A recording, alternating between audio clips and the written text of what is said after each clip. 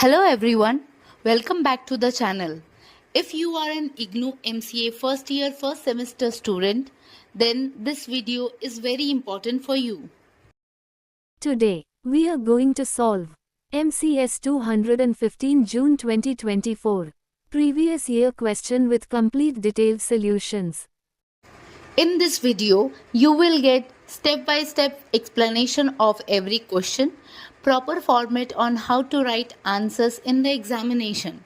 Trust me, if you understand this PYQ properly, your exam will become much easier. So make sure you watch this video till the end, and if you have any doubt, feel free to comment.